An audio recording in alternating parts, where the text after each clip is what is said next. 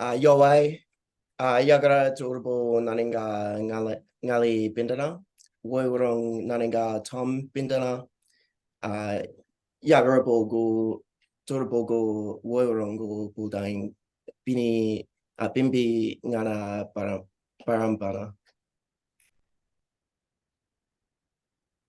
So, hello, Nani Ngaju Gari Tudor-Smith, Ngaya Baradha, Yiman, Gureng, Gangulu Murray.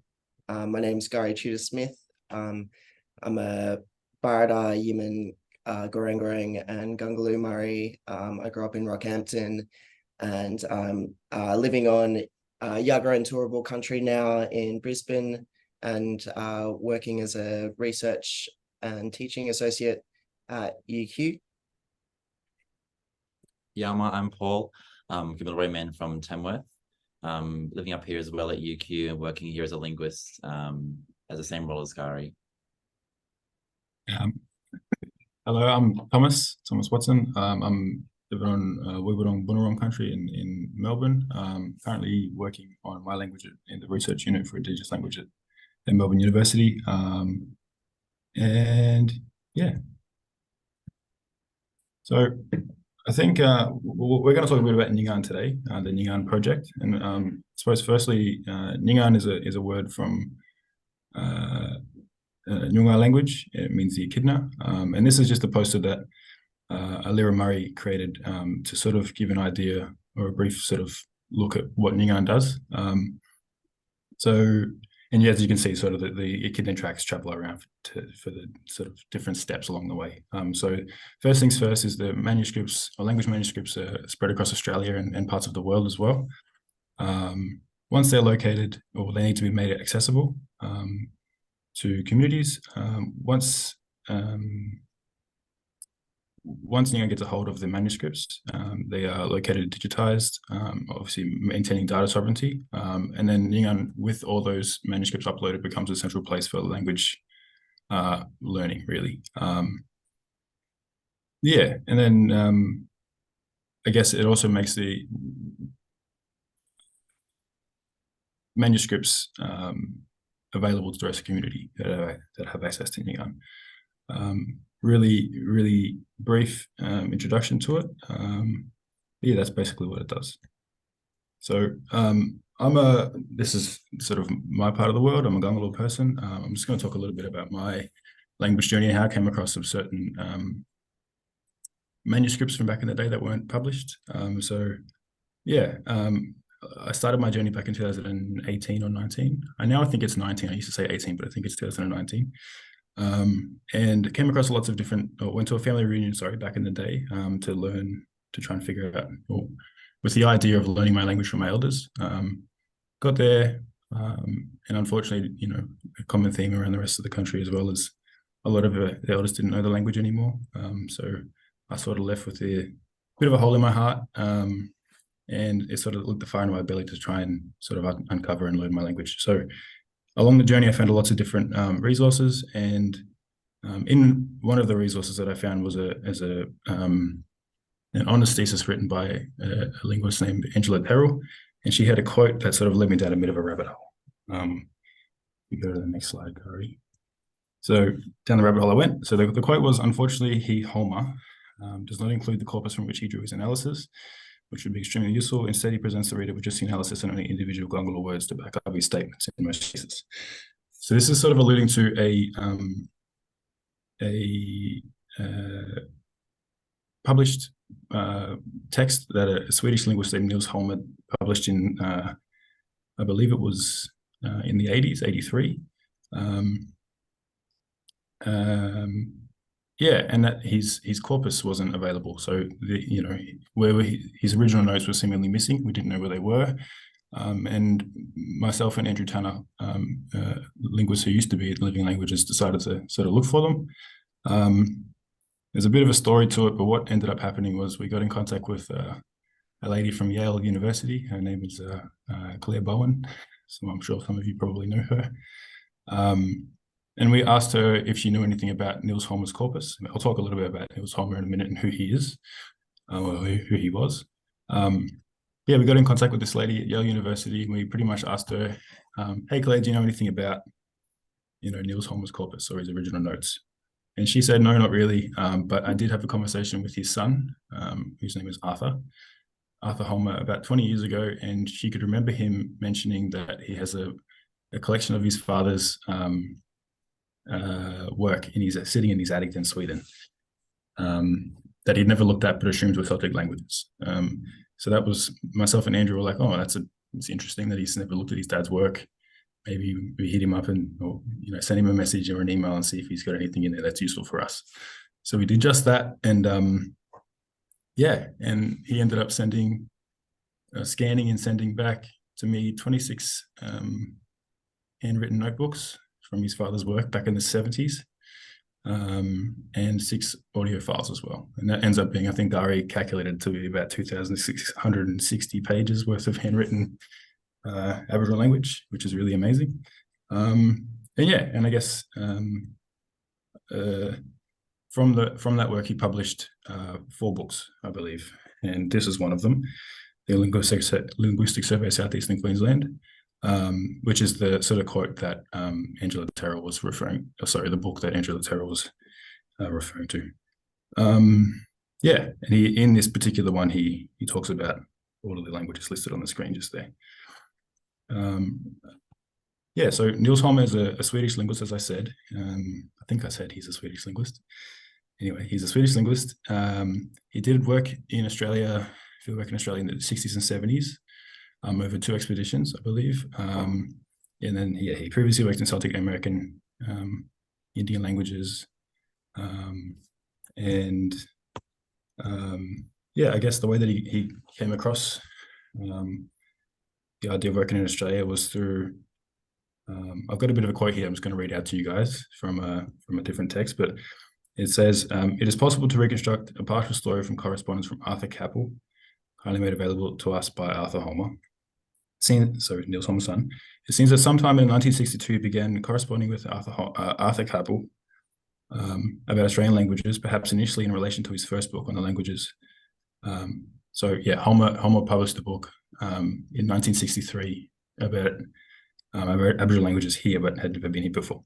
Anyway, the timing was fortuitous. The Australian Institute of Aboriginal Studies, as it was then called, had been established the previous year, and Arthur Capel was on the Linguistic Advisory Panel. Capel's letter of 23rd of July 1962, in fact, raises the possibility of a student being interested in doing fieldwork.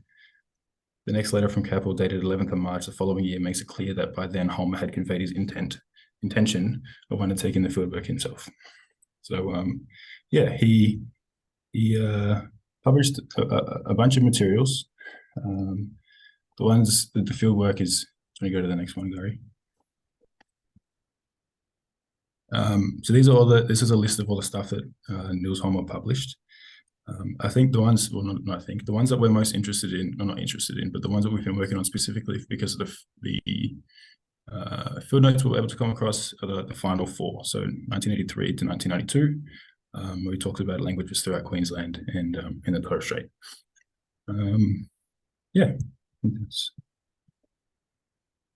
So as Tom said before, we calculated it's 2,660 pages of handwritten notes. They're all in A5 exercise books. As you can see, there's an example on the screen. So it's mainly word lists and sentences in language. But there's also stories that are completely in language, cultural stories. There's a book of songs. There's information about ceremonies, sections, skin names, place names, and hunting practices and funeral practices.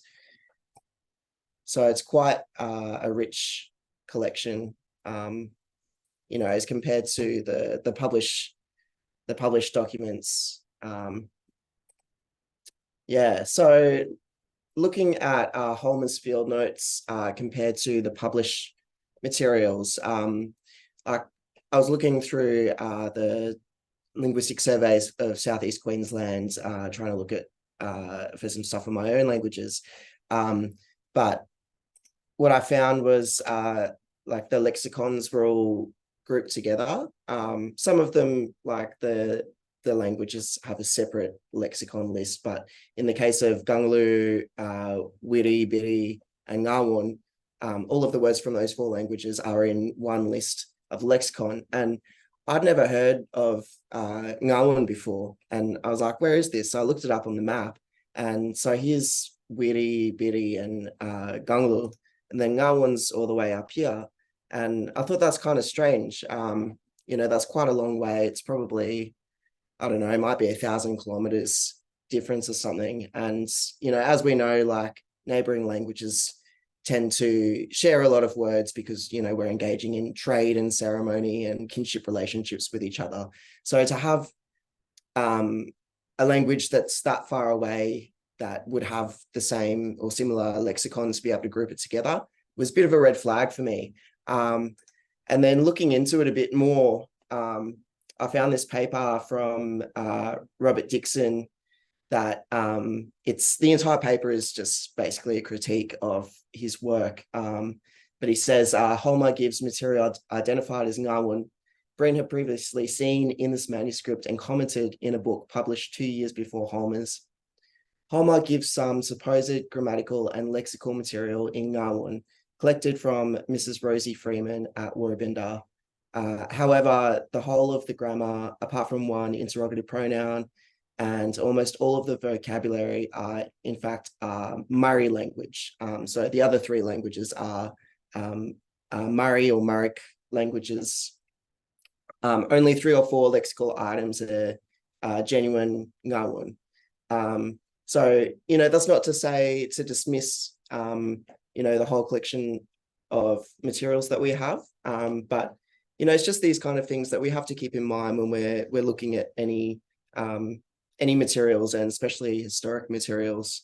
But yeah, I mean, that kind of thing is probably arisen. The person is Ngawun by blood, and they've been forcibly removed to probably Woorabinda or Cherbourg, and yeah, been mixing with other languages.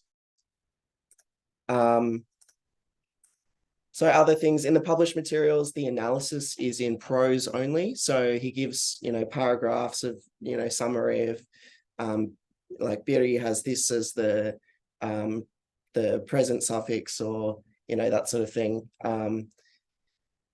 rather than giving the actual data. So Holmer's analysis is critiqued by some people, as seen by that quote from Dixon, and within it, Breen. The grammatical analysis is brief. So there's more biographical material about language speakers in the published materials. So when we're looking at the field notes, we kind of have to look at them side by side with the published materials to get that information. So the field notes, language data is attributed to specific speakers. So I think that's particularly relevant if people have, their old people are the language informants, and they want to follow the line, like Tom's been particularly interested in Kruger White's language, who is his blood relation. There's simply more language in the field notes. There's more words, there's more sentences, there's more paragraphs of language. That one, the no morphosyntactic data, they're supposed to be on the other side, sorry. So there's no actual examples of morphosyntactic data in the published materials. There are some snippets, like see some noun phrases as examples in the lexicon, but yeah, it's not as rich as in the field notes. In the field notes, it's the raw data as said by the language speakers. So the language speaker has said it, and then Niels Holmer's written it down, as compared to the published materials has gone through that like linguistic European trained outsider lens, as someone who was quite new to this place as well. And the field notes have phonetic transcription. which I found really interesting. For different areas, he seems to use a bit of a different system. It's got mad diacritics on the vowels in the Waka Waka languages, and we'll look at some of that stuff in a bit. But in the Myrick languages, I think like Gangulu and Wiri in particular, there's a lot of lenition that goes on. So all of those fricatives are captured, whereas they're just written with the standardized orthography of stops in the published materials. And there's some extra data from speakers who aren't referenced in published materials. And so most speakers are referred to by initials only. So that's where we have to cross-reference with the published materials to find out a bit more about who they are, their full name, where they're from. So why do we need primary sources? Back when my personal language journey started, a bit about my backgrounds. I kind of fell into linguistics accidentally. I wanted to be a language teacher, but I didn't really know what linguistics was. I was just looking for the TESOL pathway. So I started studying linguistics, and in my second semester, I found out that people study Aboriginal languages. My grandfather was a first language speaker of Baradha, but because of the acts and the assimilation, he had to stop speaking language. So, I was quite, we had a few words in the family growing up, but yeah, none of that full language. So I was really fascinated that people were making grammars and dictionaries, about my people, about our people. So I found this Biri grammar from Angela Terrell, and my first thought was like, wow, I found my language. Here it is. Here's some, a full sentence from Baradha. But then thinking about it a bit more, she's got this question mark here. She doesn't know what Birrell means. So that's a bit of a red flag, seeing as there's probably something in the interpretation missing from here. So then I looked it up in Anthony Beale's, I think it's his thesis. He's got an appendix with the lexicon, and he's got this word Birrell's wife. And then when we look back at the initial interpretation, there's nothing about a wife there. So, obviously there's something missing from this sentence. There's also a bit like this morphology up here. Not sure about this bara being a suffix. Bara is quite well known to be some sort of derivational suffix. It's used in a lot of clan groups. I can't find anything about this ngala, and this pronoun just didn't make sense. We've got the ngaju is the dative possessive pronoun, but the rest of it, I wasn't sure what happened there.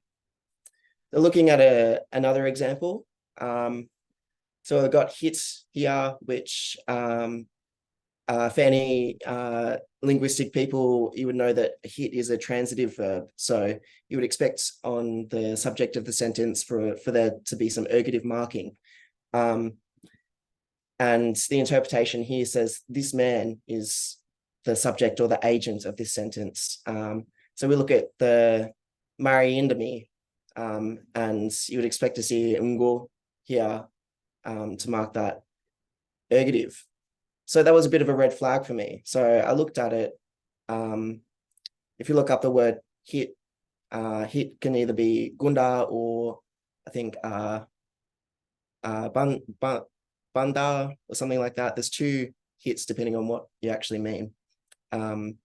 So yeah, first of all, that hit was probably on totally the wrong word. Ngunami is demonstrative. So yeah, with these kind of examples, so she's using secondhand material which had been gathered by linguistics undergrad students called Warwick Norman. So this second one here is from Terrell's grammar. Norman's field notes provide the only data for this dialect. So I was interested more about where this data came from, and contacted, a bunch of linguists and couldn't find anything about it. Got in contact with Angela Terrell and got an email back from her. She said, I wish I could be more helpful, but all the material I used, I got either from IATSIS or from Bob Dixon. I don't have anything myself. I would try both of these places. Good luck. So I looked it up on IATSIS, sent them an email, no luck. And I got in contact with Bob Dixon and he said, simply, sorry, can't help.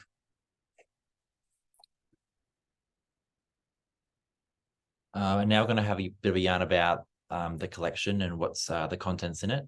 And here's about some of the strengths and the challenges of the collection. So Holm was a pretty experienced linguist, and so his stuff's pretty useful if you compare that to some other word lists that were going around this time, some amateur word lists which just had basic words and not much morphological, syntactic data. The manuscripts that he wrote, they contain a lot of cultural information as well. He's not just looking for the language, but he's writing about what the speakers want to write about, want to talk about. So he's putting down their stories and their songs as well. Sometimes there's not so many in there. And we talked a little bit about phonetic transcription as well. Might talk about it a bit later, just because there's a few pros and cons we want to have a yarn about. Yeah, and then the challenges, the orthography is pretty difficult to understand. As we'll show in the next couple of slides, you'll see what I mean. And as Gary said before, some of the language consultants aren't named in the manuscripts themselves, so we have to go and cross-reference with the published material. And then sometimes they're not even in the published material, so we're just sort of like left hanging. We don't know who's speaking or what language they're speaking. We have to make an educated guess. Yeah. And here's an example of a typical page, a couple of pages from Warwick 5. And a lot of the content across all the notebooks looks kind of similar to this. There's often single words and there's short phrases in language. And then you'll see the English translation next to it. And then to the right of that, you'll see in brackets somebody's, the initials of the speaker who gave the utterance. But yeah, as you can see here, there's no name given for the speaker. And there's no language provided. There may have been the name of the language provided before this page, but this is Gangulu, right? Yeah. Yeah. Also, sometimes when the languages are given, he'll be very vague about how he talks about the language. He'll be like Tweed Heads, Tweed River language, or Bow Desert language. He won't really give them a name, so that's unclear sometimes as well. Here's an example of a story that appears in Northern 2. So this story was by Dolly Walker, and she's a Gugubardin speaker. And you can see it's a little bit different the way he transcribes stories. You'll just see a word or a couple of phrases, and then he'll, in brackets next to it, he'll do the English translation, but he'll follow on through.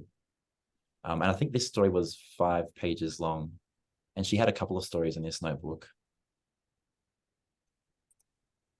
And here's an example of a couple of songs as well, in the same notebook, but in Kalalagoya. I think we don't really know the speaker on the left. We haven't been able to identify them. But the right one is John Bagusty from Saibai. And you can see that it's very much the same as how he transcribes stories. He writes the songs out like that as well. And I'm also fairly sure these, just because the content of these songs, that they're not like sacred, this quite basic stuff they're talking about.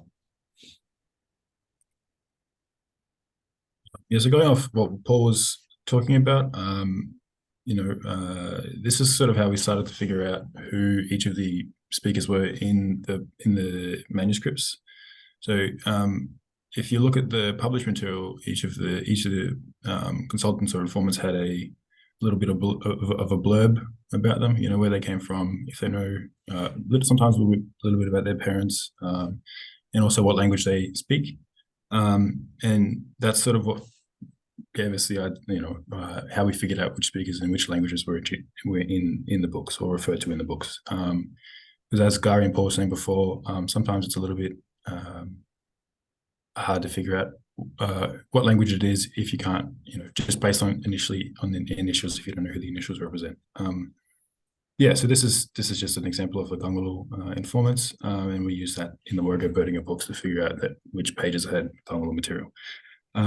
This is a little snippet of an Excel file we've got going, or a Google Sheets file we've got going, on how we're trying to sort of figure out or list the initials, who they represent, what language they come from, which notebook they're in, and then also, if we know sort of the area that they were recorded in, we've got that listed as well, and then some notes if we think they're necessary. So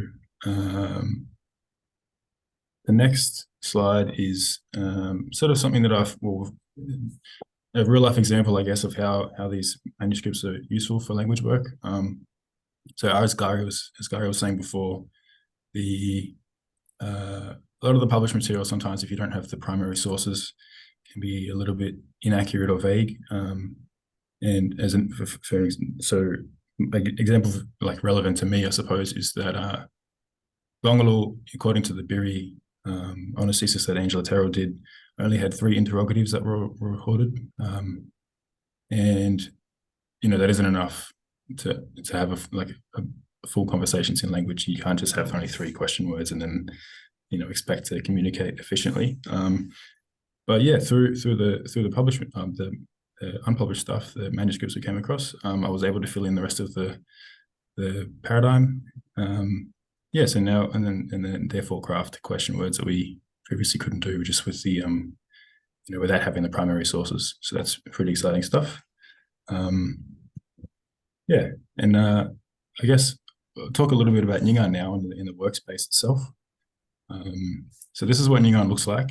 This is the workspace you get. So as you can see on the left hand side, there's the original manuscript, and then on the right hand side you've got we do all of your transcription work in that black box there. So currently it's a bit as you can see, it's sort of all colorful and it's got a bunch of computer code. So that's TI HTML markup. It's just a language that computers use to understand what's happening on the screen. So all of those blue buttons on the side there are a way to mark up the manuscript. So for example, you can add things or you can tag place names. I don't think the place name button is currently in that screen, but you can scroll down on the left hand side there and find places and people. So as an example, I suppose if you come across a person's name listed in the manuscript, you can tag that person's name as a person, and then when it's pushed to the repository, which we'll talk about in a minute, that person's name and all of the language they were connected to in the manuscript can be searched at one time, which is pretty exciting. We're tagging on each page every time there's an initial. So go A, B equals Arthur Booth or Arthur Bootha, whatever his name is, so that if you search that name, then every single page where he appears will come up. Yeah, and that's in any manuscript that's uploaded to the Nyingarn workspace, Nyingarn as well. So, he might be in one book, or 2 books or 3, and if you search that name, and all of the instances he occurs in any of the manuscripts will all come up in one search, which is pretty exciting stuff. But yeah, if you go to the next page, then if you can see, I don't know if you can see that preview and write button up there, but this is if you click on the preview button, you get a nice, easy to read version of a digitized version of what is in the original manuscript. And I guess the cool thing about this as well is because it's within the workspace, multiple people can work on a manuscript, not at the exact same time, but people could do work on a manuscript, and once it's been finished or done, it doesn't have to be done again by the same person or by any people, I suppose, which is kind of cool, because if you have a bunch of different people working on the same language from all over we all live in different cities and stuff these days. And it can be sort of hard to figure out what we're up to or what work has been done versus what hasn't been done. But if it's all done in Nyingarn and in the workspace, then you can physically see, that this has been transcribed, it's been marked up. Yeah, it sort of stops what's the term I'm looking for? Double handling of a manuscript.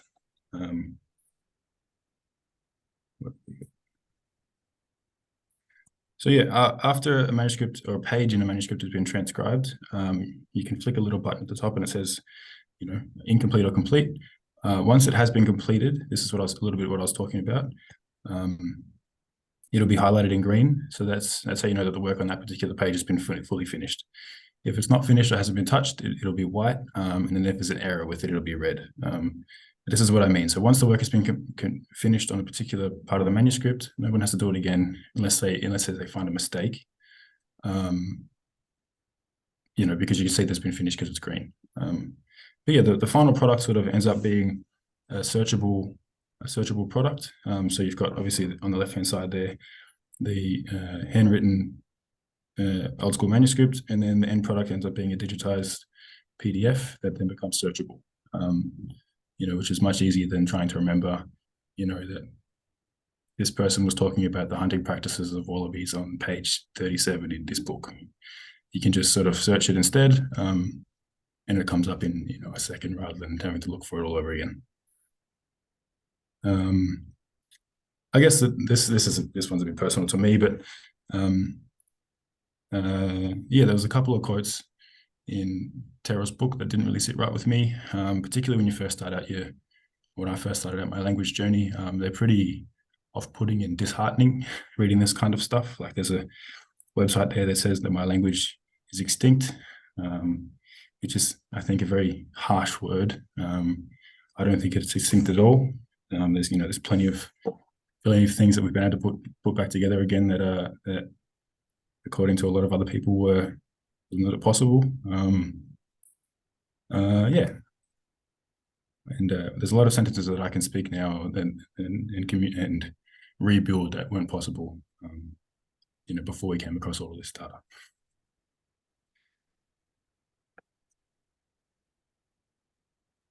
Do you guys want to talk about stuff? Oh, did you want to talk about this? No, you go. So we've set up a Google Doc. We've got a list of it's a few pages long of all of the symbols that Palmer's using. So when he was documenting this stuff, it was before the modern IPA had been finalized. So there's some things that are the same as some things that are different. We've had to do a bit of problem solving along the way with words that we're already familiar with, that we would know to expect. Like when I saw this N with the acute accent above it, it was in a word minya, which is a question word. So I knew what that was. Some of them, we're still trying to figure out. We haven't got to all of the variations of R yet. We don't know all of the vowel symbols yet. But so I've done some consultation with Waka Waka people and given back some of the manuscripts to them.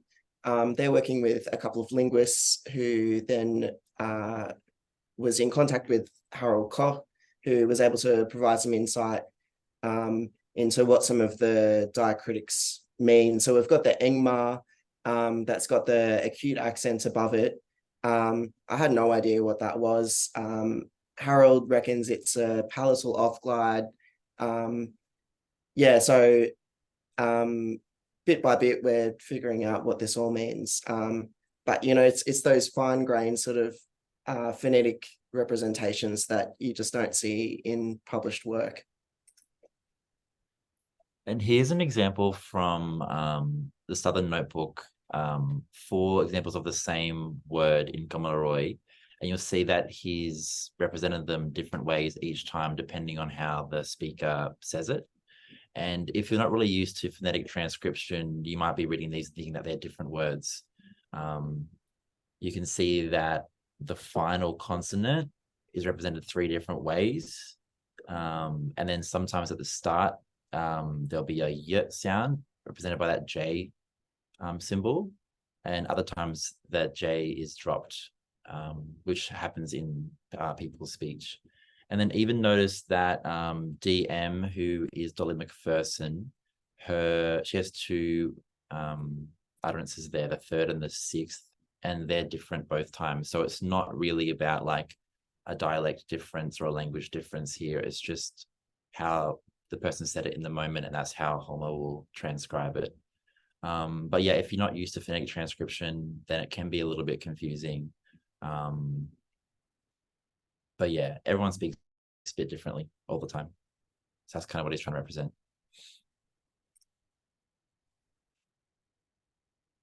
Do you want to have about that, Tom? Oh, I forget who was. Or maybe you could. Oh yeah. Oh yeah.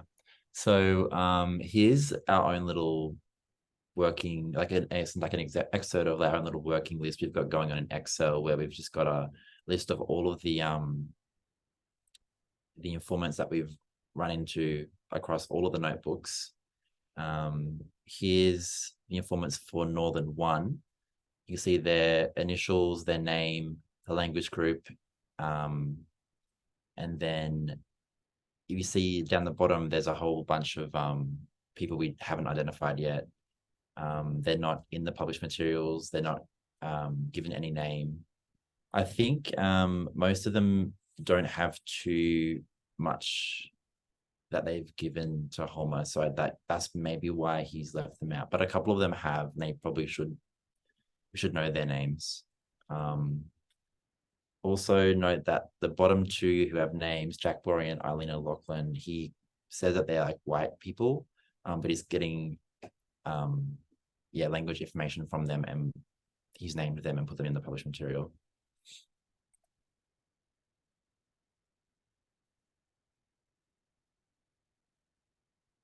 So as I mentioned before,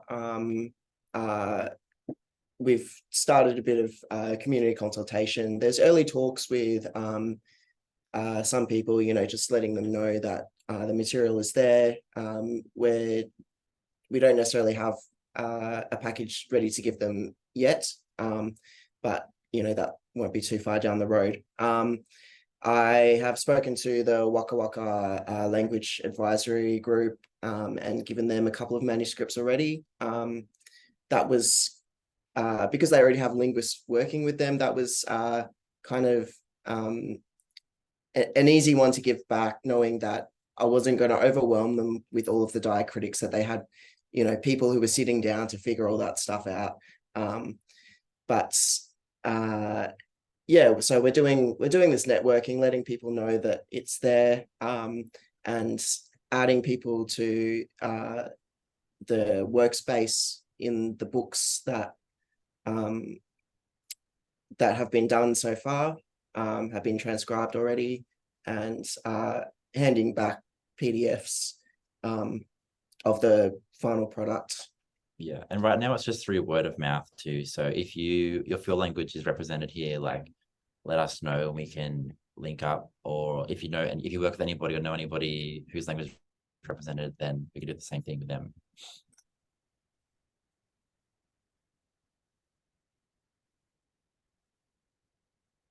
You want to talk about I didn't. Yeah, do you want to talk about this, Tom? I guess, yeah. So the way that Nyingarn sort of works is, once a manuscript has been found, you cut it up into individual JPEG files. So every single page is its own JPEG, and then so like an image file, and then you upload it into Nyingarn. I don't think we have a particular slide that shows you exactly what that looks like, but effectively, Yeah, it'll upload into Nyingarn, and then the computer will do its, or Nyingarn will do its best to transcribe what's on the page. A lot of the time with handwriting, it's not the most accurate. Sometimes it's pretty good if the handwriting's okay. But yeah, and usually if it's a printed, already published material, it'll pick up, the computer will read it, no worries, and transcribe it already for you. As what's up on the page now, I can't really see it because it's a bit small on my computer, but that's pretty much what the computer's tried to read off of the page on the left there. As you can see, all the underlined words, the computer has marked as unclear, so it's not sure whether or not those words are accurately transcribed. So then it's your job as the person in the workflow to fix up what's on the page. If you find a mistake, you can fix it up. Yeah. Otherwise, if you're not happy with the transcription, or you can just delete the whole thing and write it all yourself. Yeah, it's quite handy that the computer does it. That the computer sort of tries to do it for you. So yeah. So what I sort of just mentioned. You can manually try transcribing Nyingarn. As I said, if you don't like how it looks, you do it all yourself. The other thing we use sometimes is, well, we actually use it all the time, is a crowdsourcing platform called Digivol through the Atlas of Living Australia. So what we can do with that is we upload a manuscript that we've got available into Digivol, and there'll be a bunch of people that are volunteering that will volunteer to transcribe it for you as best they can. Some people are quite good at it. Some people are not so experienced. But after that book has been transcribed, this is what it'll look like here. So this is somebody down the bottom there that has written it out for us. Once the book has been completed, we can take that transcription and upload it into Nyingarn, along with the files, the JPEG files that the particular transcription aligned with. And then that means we already have some sort of a transcription within Nyingarn itself, which just takes a bit of the grunt work out of what we have to do as people within the Nyingarn workflow. Instead of manually writing it out ourselves, sometimes you get people to help out. If they've done a pretty good job, it makes your job easier in the Nyingarn workspace. Do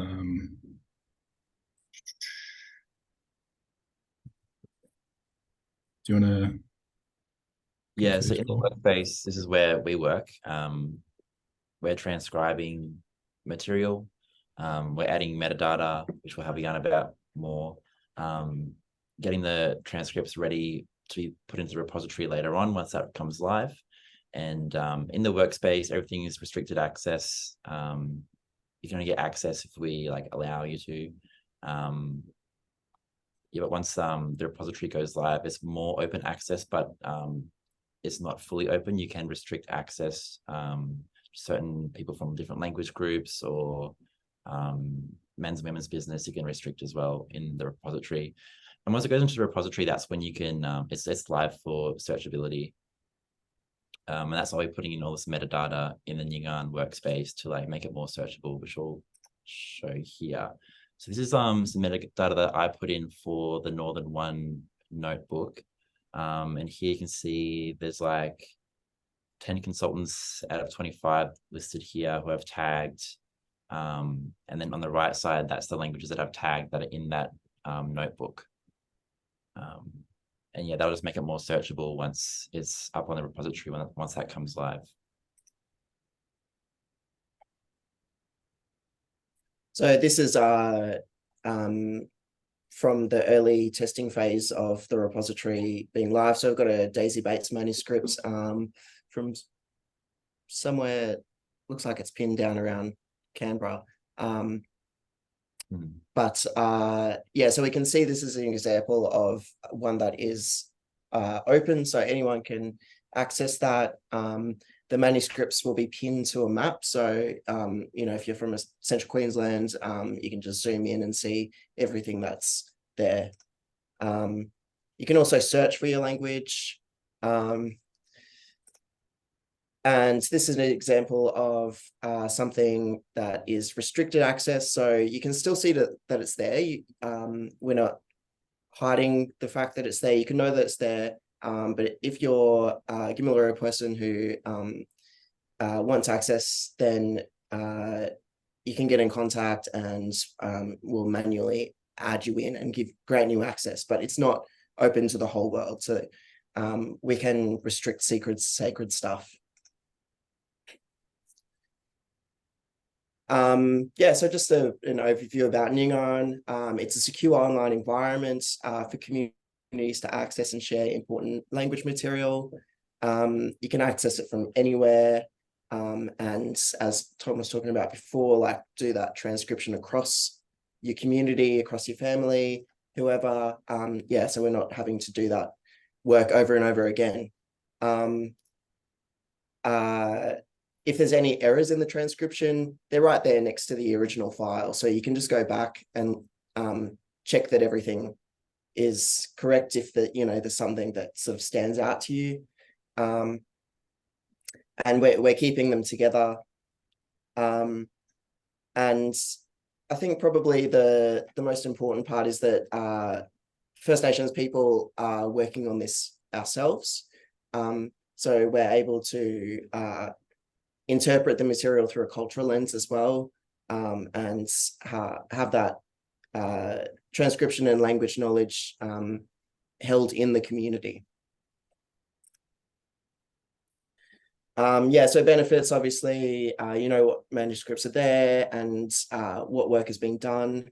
You can search across all of these early sources, and yeah, it's much easier to find the words and language you need. And it's also going to help it to protect the language materials. We know that, there's a lot of early manuscripts held in archives. They're on paper. they have a finite timeline. Every time someone touches them, they're putting the acid and oil from our hands on them. So they need to be protected. Digitization is, a really good way to share resources and protect them for the long term.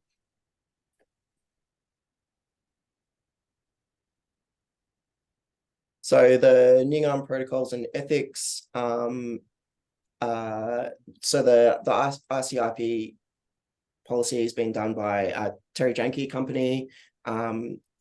So we get permission from the Language Authority, who is the language community themselves, and the copyright holder under common law. So, in the case of Nils Holmer, it would be Arthur Holmer. Will sign off on that. We've got an Indigenous steering committee who can give advice on broad matters, and there's a takedown policy if there's any communities say we don't want that on there, just take it down. And through creating this digital workspace and archive, we're revising what is currently the best practice for consultation. So currently government institutions want permissions before viewing. So you've got to go into IATS to sign, say you won't share it with anyone, and then you get the material. So yeah, we're kind of reversing that process so we can see what is in there and be able to make informed decisions. And when there is sensitive material, we're trying to find out ways that we can censor it, or we're having those conversations now to figure out how we can best keep it there, but keep it hidden from everybody or from certain groups. Yeah, it's the sort of conversation we're having at the moment.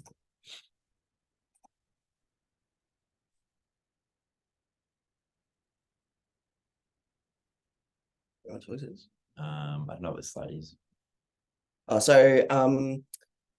Currently there's lots of barriers to accessing materials. You need to actually find out where materials are held, what institution they're at. Lots of manuscripts across GLAM institutions across Australia. And yeah, it makes it really hard to find this stuff. You have to travel to lots of different places, and yeah, the handwriting is hard to decipher.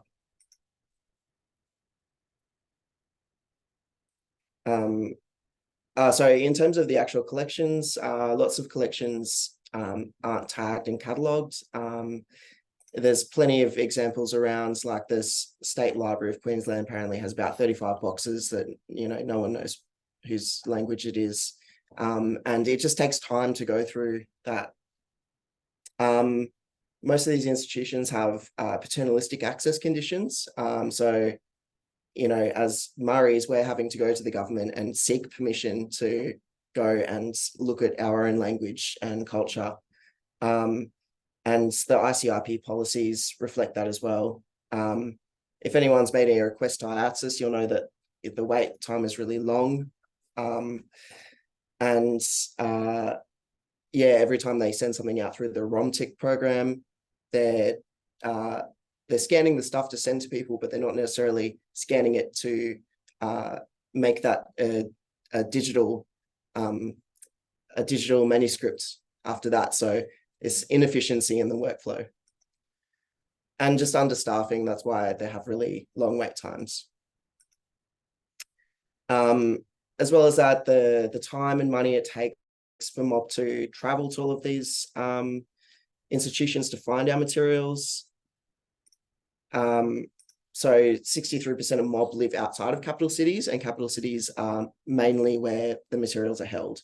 And then you have to actually navigate the archives, which is difficult. Like, I work in academia and I'm still, trying to find the best ways to, the kind of keywords that I need to search to actually find information.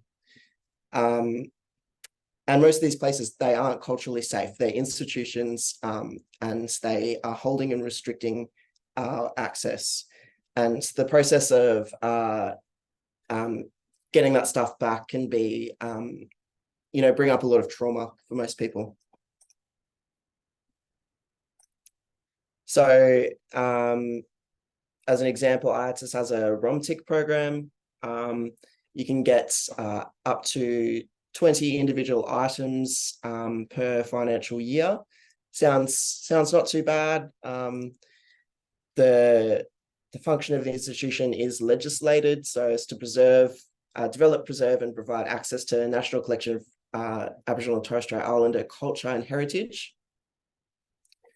But in practice, that looks a bit different. So last year, I think it was, I made this request. They got back to me 9 months later and to follow up on it. And I couldn't even, it'd been so long, I couldn't even remember making the request. I think there's about 12 call numbers here. I thought, that's under my allowance, but I got this email. So the actual items are different to the call numbers. So for this collection of audio tape, that's over the ROMTEC allowance. So every item over that is going to be $7 per item. And then if you're looking at this Sonora collection, it's 168 items. So if you claim that with your ROMTEC, then it's still going to cost you $1,776 just for that one collection. So I ended up just driving to Canberra because it was going to cost me about $2,500 all up. And then once you get the materials, the access conditions say you have to sign it, say that individuals who have been sent copies of material from the IATSIS collection are not legally allowed to make further copies of material or distribute them further. So every single person then has to put in another request according to their guidelines. And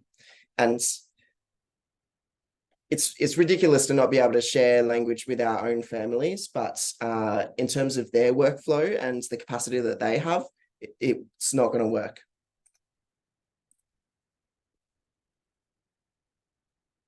One of you guys want to talk about this stuff?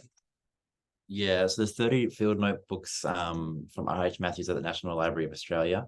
They haven't really been accessed by many people. I think only a couple of people have accessed them.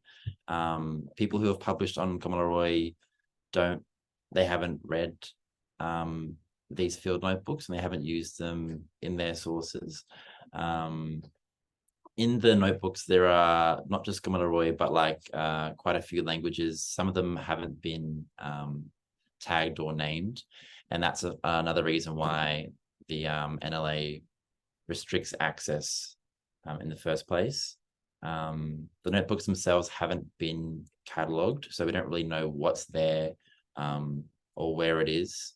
Some of the notebooks have been digitized, but they're not allowing for digital access to them. There are secret and sacred content like men's business in some of the notebooks, but it's unclear sometimes where that is. Yeah, and the Nyingarn team have just been awarded a grant to go down to Canberra and negotiate access conditions and form a working team where we can identify what languages are there and figure out, what stuff is secret, sacred, and needs to be approached in a culturally safe manner, and talk to language communities to figure out what they want to do, what protocols need to be set up. Yeah, and also to put pressure on the NLA to digitize materials that they haven't digitized yet, because a lot of it is just sitting there rotting. But yeah, putting the pressure on them.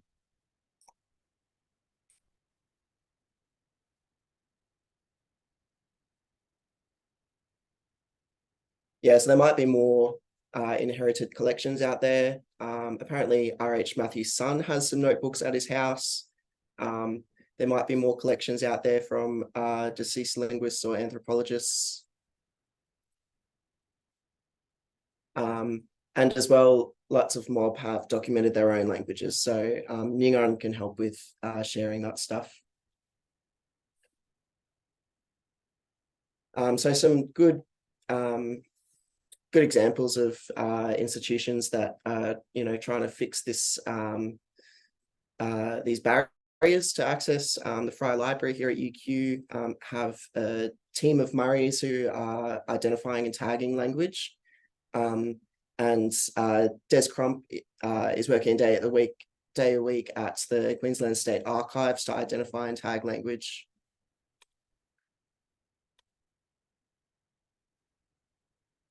Another example of a collection that's been not held in the archives, just found this one in a cattle farm in the Northern Rivers. The work was documented back in the 30s, and Caroline Kelly passed away in 1989. And it wasn't, was that 20 years later that the collection was acquired by UQ. So it was sitting there for 2 decades. Yeah, and this is just a quote from the anthropologist who went down and got it, and they say it's about 1,800 separate items, so it's quite a big collection. So looking up about Carolyn Tennant Kelly, I didn't know much about her, but she was an anthropologist and worked in New South Wales and Queensland, and became kind of perhaps infamous for her work at Cherbourg, where she went in and she was so appalled at the conditions that the blackfellas were living in there. And this is from a letter to her anthropologist colleague about Cherbourg, about the white people treating the blackfellas bad. She said about 20 whites, mostly what you would call white trash, with minds like rubbish carts. And she ended up, the Queensland government actually banned her from every government reserve after she started to kick up a stink about the treatment. Obviously, some pages are moldy. A lot of pages get damaged. And as you can imagine, after 20 years of just sitting in the shed, it wouldn't be in great condition. Mm. Yeah, several floods in the region since the collection was rescued in 2009. Do you want to yeah. So the Caroline Tennant Kelly collection ended up being really amazing for me as well. I found lots of kinship data specifically for Gangulu in that. in that collection that I previously didn't have in any other sources that I came across. But yeah, it can be pretty hard to decipher or read. It takes a lot of work to sort of figure out what's on each of the pages, just because sometimes her handwriting is quite unique. I was telling these more before about sort of my difficulty trying to figure out what she was writing, particularly when she would write her letter T's. For some reason, I'm not sure if you can see an example in that particular photo there, but she does the strike in her T's about an inch to the right of all of her T's for some reason. So it makes it really difficult to try and figure out what she's trying to say when she's writing words with T's. Anyway, I figured that out now, and it's all legible for me. But yeah, it can be pretty hard sometimes. So the fact that we can upload that sort of thing into Nyingarn, it makes it easier for people that come after me doing this particular work to decipher what's written down. So Nyingarn, it can be a really powerful tool. Yeah, do you want to talk about this, Gari? Yeah, sure. Yeah. So this is from the United Nations Declaration on the Rights of Indigenous People. Article 13 says that Indigenous people have the right to revitalize, use, and develop and transmit to future generations their histories, language, etc. And then part 2 says states shall take effective measures to ensure this right is protected. So this was put forward by the UN in 2007. Australia was one of 4 countries that voted against it. It was Australia, New Zealand, Canada, and the US. And this was under the Howard government. John Howard defended Australia voting against it on the basis that the UNDRIP would recognise customary law. So yeah, I think he didn't want that challenge to the sovereignty of the Crown and actually granting us rights to self-determination.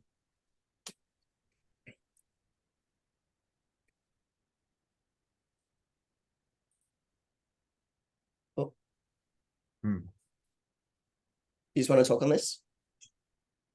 Yeah, so language materials need to be available now to mob, the mob who the languages are about. Mob have so many barriers that they need to overcome just to see their language. And then even just to see it, they can't take it, use it, replicate it, any of those sorts of things. Gatekeeping material is the new protectionism.